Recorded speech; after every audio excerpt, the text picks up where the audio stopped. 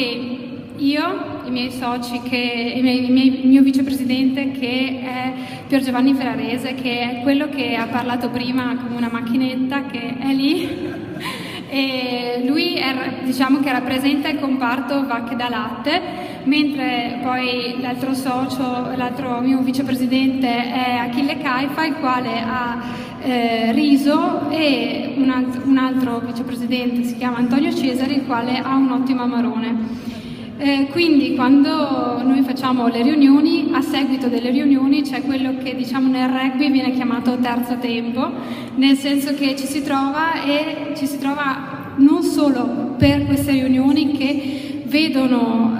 noi impegnati a capire esattamente cosa fare delle nostre aziende, perché appunto, come ha detto la Presidente del Veneto Chiara, è molto complicato capire cosa fare di ciò che abbiamo. E lo si fa solo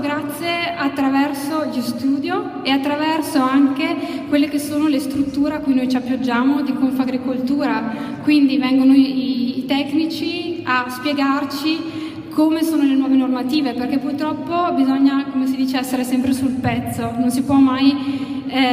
non prestare attenzione a queste cose. In più vogliamo anche radicarci nel territorio come Anga, quindi cerchiamo di organizzare eventi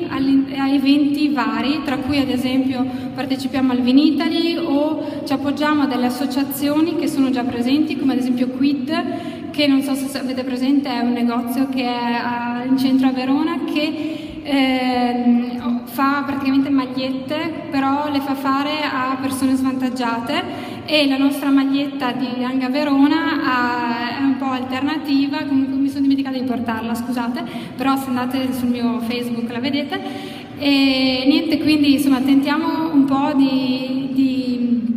avere la possibilità di capire un po' com'è il territorio, tanto che